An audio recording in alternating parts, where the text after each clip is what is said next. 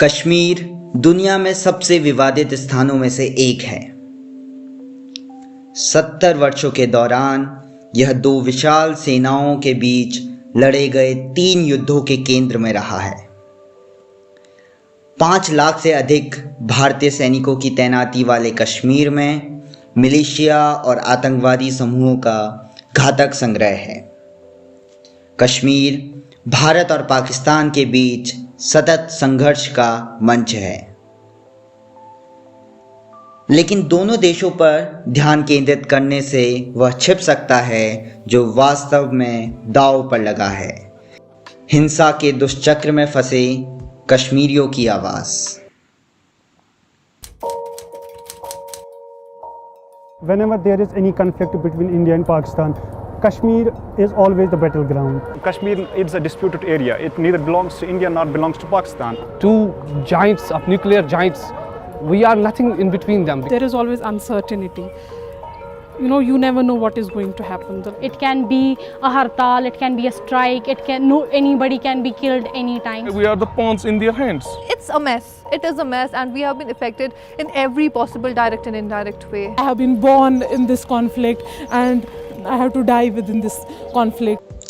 कश्मीर भारत के सबसे रणनीतिक स्थानों में से एक है, जहां 3 शक्तिशाली देश टकराते हैं: भारत, पाकिस्तान और चीन।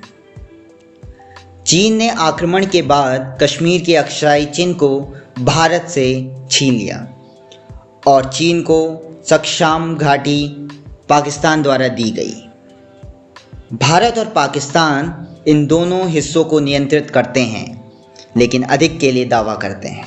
1800 के दशक में ब्रिटिश शासन के तहत भारत कई 100 प्रांतों और रियासतों में बटा था। एक सदी बाद जब भारत ने स्वतंत्रता हासिल की तो अंग्रेज़ों ने तो भारत छोड़ दिया, पर जल्दबाजी में भारत को 2 भागों में विभाजित कर दिया। यह क्षेत्र एक नया मुस्लिम बहुल देश पाकिस्तान और यह ज़्यादातर हिंदू लेकिन धर्मनिरपेक्ष भारत। विभाजन का नतीजा देश भर में खूनी संग्राम रहा। We were told that you have to cross the border, India. छने एक गिलास भी नहीं लियांदा पानी पीने वास्ते, को कोली नहीं चक्केगी, सारा सामान में छोड़ा।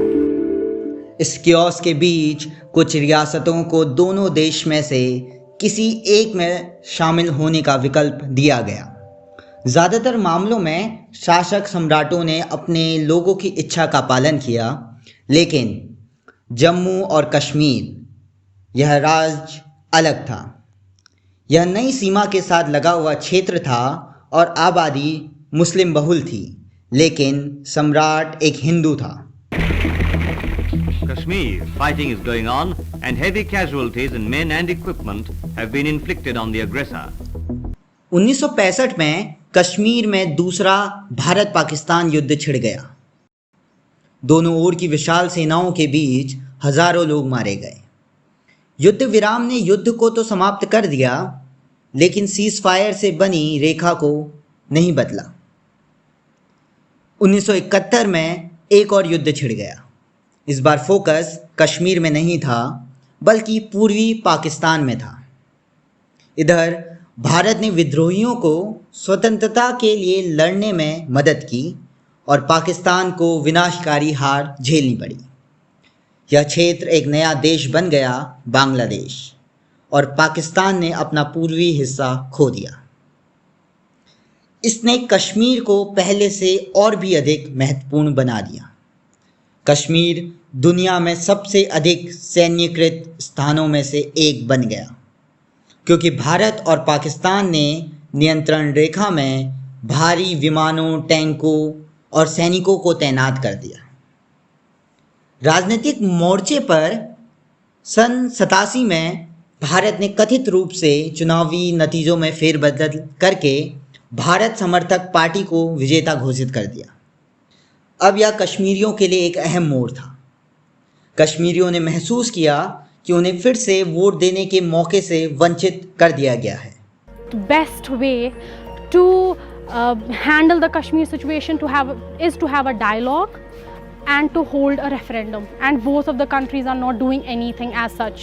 In every action, there is equal and opposite reaction. The more suppression you face, the more you rise. I just want to get a freedom, to get a right to do everything. As a teenager, I have big dreams, but as a Kashmiri, the dreams are suppressed here. Kashmir दो परमाणु सशस्त्र देशों के बीच एक युद्ध का मैदान बन गया और 1999 में एक और युद्ध छिड़ गया। 1999 का युद्ध एक और युद्ध विराम के साथ समाप्त हुआ, लेकिन इससे किसी भी देश के व्यवहार पर असर नहीं पड़ा। इन वर्षों में पाकिस्तान के आतंकवादी समूह और हमलावर होने लगे और कश्मीर में व कश्मीर के बाहर आतंकी हमले शुरू किए। 2001 में लश्कर-ए-तैयबा के सदस्यों ने नई दिल्ली में संसद भवन पर हमला किया, जिसमें 14 लोग मारे गए। और 2008 में इसी लश्कर-ए-तैयबा ने मुंबई में हमला कर 174 लोगों की हत्या की।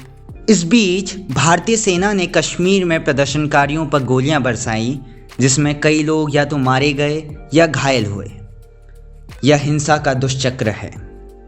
यह दलील दी जाती है कि भारतीय सेना की कार्रवाई के कारण कश्मीरी पाकिस्तान समर्थित आतंकवादी समूह में शामिल होते हैं और जो भारतीय सेना के खिलाफ हिंसा करते हैं। यह एक चक्र है जिसमें कश्मीरी नागरिक फंस चुका है। यह सब हमें 2019 में वापस लाता है। मोहम्मद का यही वो आतंकी है जो विस्फोटकों से भरी कार लेकर जवानों से भरी बस से टकराया और फिर हमले को अंजाम दिया। आत्मघाती हमलावर कश्मीर के पुलवामा का 19 वर्षीय आदिल अहमद था।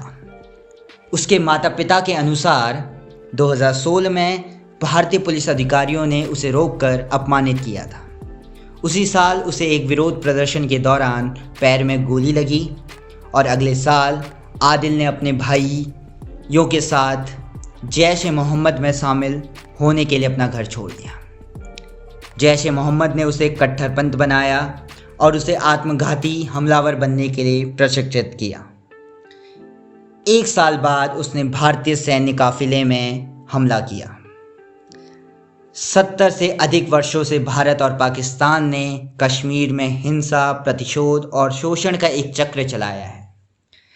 इस चक्र को तोड़ने के लिए भारत सरकार के अनुसार 5 अगस्त 2019 को अनुच्छेद 370 हटाना एक महत्वपूर्ण कदम है। इसलिए एग्रेसिव हूँ कि जम्मू एंड कश्मीर के पीएको को आप भारत का हिस्सा नहीं मानते हो क्या? एग्रेसिव ना हो, जान दे देंगे इसके लिए। क्या बात कर रहे हो आप?